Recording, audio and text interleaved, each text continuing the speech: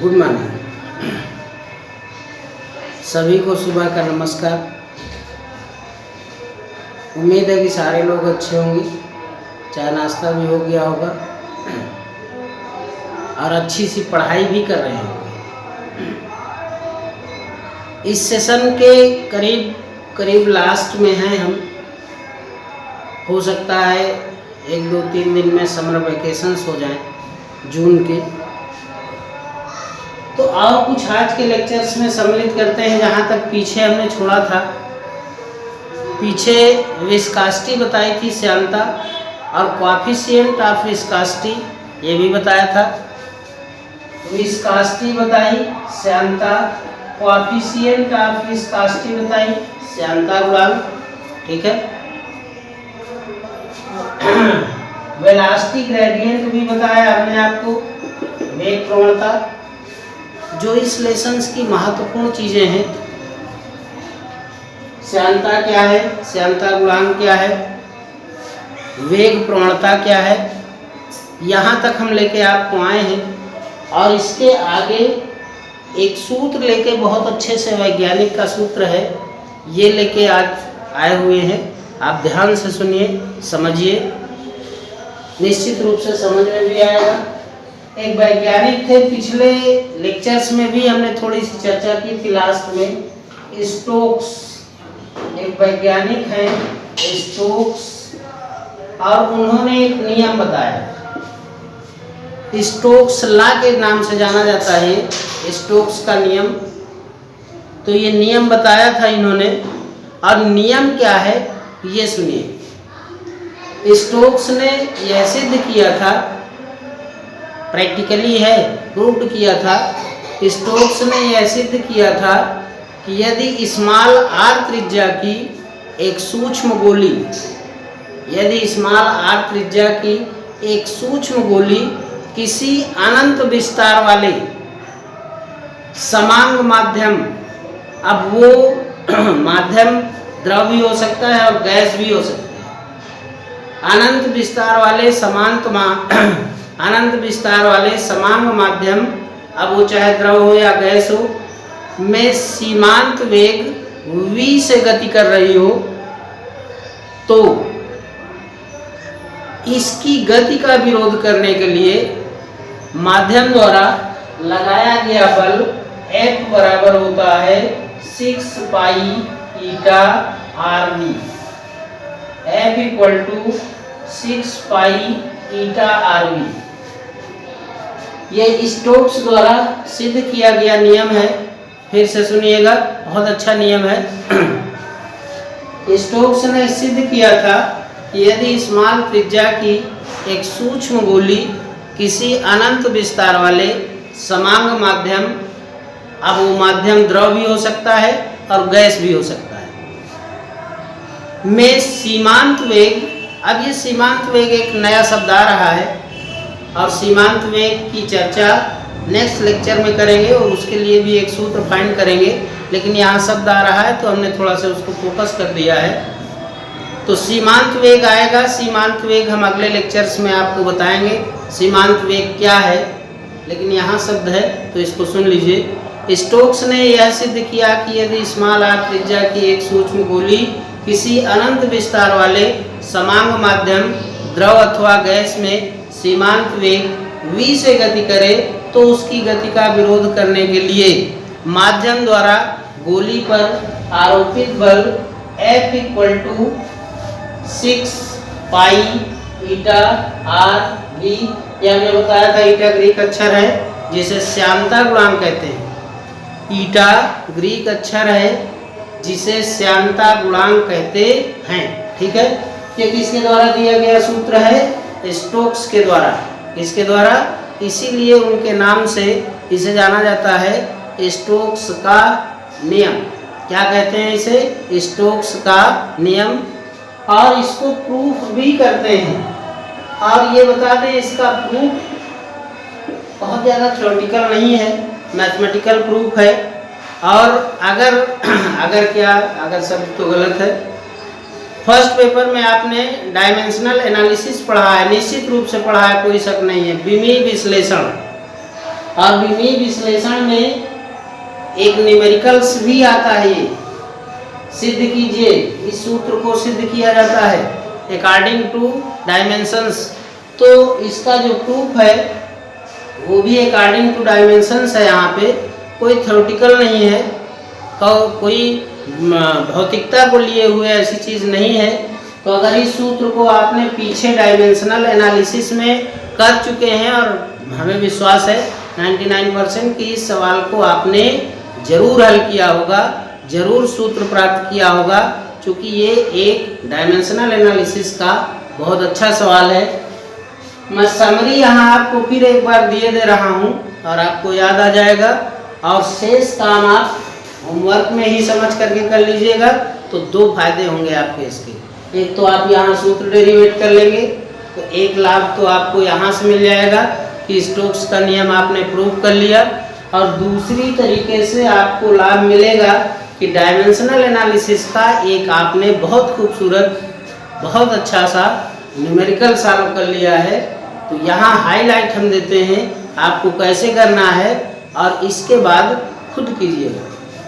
ये मान के चलते हैं कि जो बल है F वह ईटा की a घात पर, त्रिज्या r की b घात पर और v की c घात पर निर्भर करता है। ये निर्भरता है बल F की, अकॉर्डिंग टू डायमेंशंस है। लगने वाला बल F श्यानता गुणांक ईटा की a घात पर, त्रिज्या r की b घात पर और सीमांत वेग v की c घात पर निर्भर करता है। प्रोपोर्शनल हटाएंगे तो एक नियतांक लेके आएंगे k, eta a r b v c, जहाँ पर ईटा एक अनुक्रमानुपाती नियतांक है और यहाँ पर अनुक्रमानुपाती नियतांक तो है ही है, विमाहीन नियतांक है। ये महत्वपूर्ण है। आप अनुक्रमानुपाती नियतांक ना लिख करके अगर यह लिखें कि यह एक विमाहीन नियतांक है तो बेहतर है, क्योंकि फिर आपको इसकी विमाओं के विषय में सोचना नहीं पड़ेगा। के की कोई विमा नहीं है। अब आपको आगे हल करना है। अब मैं आपके लिए काम छोड़े दे रहा हूँ, समरी में पूरी बता दे रहा हूँ, और इसके बाद अगर खुद करेंगे और खुद कर लिया तो निश्चित रूप से यह हमेशा के लिए आपकी एक बड़ी तैयारी हो जाएगी। यहाँ पर ईटा का भी मैं सूत्र लिखिएगा, ml-1t-1 और इसकी घात a लगा दीजिएगा।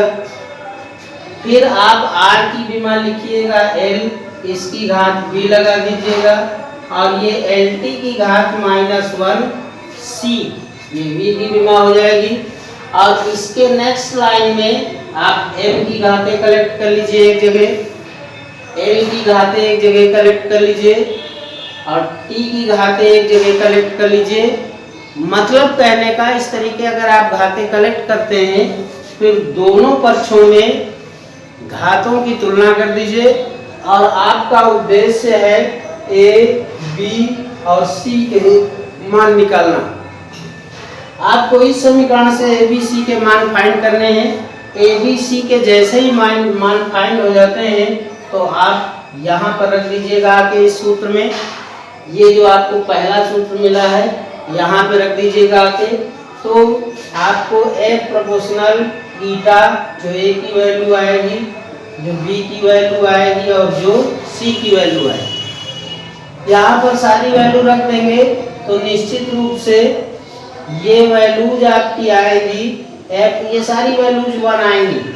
ये मैं आपको बता दे रहा हूँ संक्षेप में, a b c की सारी वैल्यूज 1 आएंगी। और जब आप प्रोपोर्शनल हटाएंगे तो एक नियतांक लेके आएंगे F = 6 पाई ईटा और r v। k का मान यहाँ पर अकॉर्डिंग टू प्रैक्टिकल 6 पाई आएगा। तो इसको खुद कीजिए, आपको दोहरा लाभ मिलेगा। एक डायमेंशंस का बहुत खूबसूरत सवाल हल हो जाएगा और साथ में स्टोक्स के नियम को भी आप सिद्ध कर लेंगे। तो ये खुद थोड़ी सी मेहनत कीजिएगा। हालांकि जितनी देर में बता चुका उतनी देर में मैं खुद हल कर देता, लेकिन ये आपके लिए है, आपकी उपलब्धि होगी, खुद कीजिए। लेक्चर्स यहाँ तक ही रहेंगे। जो यूनिट हमारी चल रही थी स्थूल द्रव्य के गुण, और इस यूनिट में जो भी हमको अब तक का समय मिला उसमें हमने एक खंड पढ़ाया आपको इलास्टिसिटी, दूसरा खंड पढ़ाया फ्लड लिक्विड तरल दाब, और तीसरा खंड ये है फ्लो ऑफ लिक्विड्स द्रवों का प्रवाह। अब में भी हो सकता है कि आपको समर वेकेशन मिल जाए 1 तारीख से, या जब से भी मिल जाए। तो समर वेकेशन के लिए आपका होमवर्क, देखिए आप बड़े बच्चे हैं, इस समय इंटरमीडिएट के स्टूडेंट हैं, आप अपनी जिम्मेदारी को बखूबी समझते हैं। यहाँ से आपको जब इंटरमीडिएट में आते हैं तो ऐसे होमवर्क की ज़रूरत नहीं है कि एक लाइन लिख करके कहें कि इसको पूरा कीजिए। होमवर्क आपको क्या करना है पूरी छुट्टी, ये आप समझ लीजिए। पहला काम तो ये है कि जितना कोर्स आपका हो गया है उसके आप अक्षरशः अपडेट आज तक का पूरा आप रजिस्टर मेंटेन कर डालिए, मतलब अपने नोट्स तैयार करिए। सबसे बड़ा काम तो ये होगा कि यहाँ तक का आपका नोट्स बिल्कुल कंप्लीट होना चाहिए। दूसरी चीज़, अगर कहीं पर भी आपके लेक्चर्स मिस हुए हैं किसी कारणवश, तो इसमें भी आपको परेशान होने की ज़रूरत नहीं है, क्योंकि ये सारे लेक्चर्स आपके YouTube में पड़े हुए हैं। वहाँ जा कर के हमारे नाम में सर्च कर लीजिए, आपको जो भी लेक्चर्स चाहिए मिल जाएगा। तो पहला काम तो ये है कि आपको नोट्स अपना अपडेट करना है। दूसरा काम ये है कि जितने इस खंड में, इसके 3 पार्ट्स हो गए आपके इलास्टिसिटी, फ्लड लिक्विड और फ्लो ऑफ लिक्विड। जितने डेरिवेशंस, जितने सूत्र आए हुए हैं, एक प्रैक्टिस कॉपी लीजिए, अलग प्रैक्टिस कॉपी बनाइए, और उस प्रैक्टिस नोट्स पर आप सारे सूत्रों को दोबारा कर जाइए। ये आपका अभ्यास होगा और ये आपकी तैयारी। तीसरा काम आपका है, जितने न्यूमेरिकल्स आंकिक प्रश्न आए हुए हैं उनको आप पुनः हल करें, और उनके अतिरिक्त जितने हमने हल करवाए हैं ये तो हल करना ही है, पुनर्अभ्यास करना है। इनके अतिरिक्त और आंकिक प्रश्न अगर आप करते हैं तो ये आपकी अलग से उपलब्धि होगी। चौथा काम है, इन्हीं पाठों के आप ऑब्जेक्टिव क्वेश्चन कर डालिए, जो ऑब्जेक्टिव्स एक्सरसाइज में हैं जिनमें टिक करना होता है, तो ऑब्जेक्टिव्स कर डालिए। पांचवा काम, इसी में से जो 60 क्वेश्चंस आते हैं अति लघु उत्तरीय प्रश्न, जिनके उत्तर एक शब्द के या 1 लाइनर होते हैं, उनको कर डालें। तो ये आपका छुट्टियों का पूरा बैलेंसिंग होमवर्क है। आप अपने आप को अपडेट कर लीजिए, यही आपका होमवर्क है। अब तक की पूरी जितनी भी आपने फिजिक्स पढ़ी है उसको अपडेट कर डालिए, उसी की तैयारी कर डालिए। आप आगे मत बढ़िए, यहीं तक कर डालिए, यही आपकी बड़ी उपलब्धि होगी। और समर वेकेशंस के बाद ये उम्मीद करते हैं, ईश्वर से प्रार्थना करते हैं कि ये कक्षाएँ इस तरीके ना चल करके हमारे क्लास वर्क में हो, कॉलेज में हो, कॉलेज में आमने सामने पढ़ाई जाए कक्षाएँ। हम भी ईश्वर से प्रार्थना करते हैं, आप भी ईश्वर से प्रार्थना कीजिए। और नेक्स्ट लेक्चर तक के लिए सभी को बहुत बहुत धन्यवाद।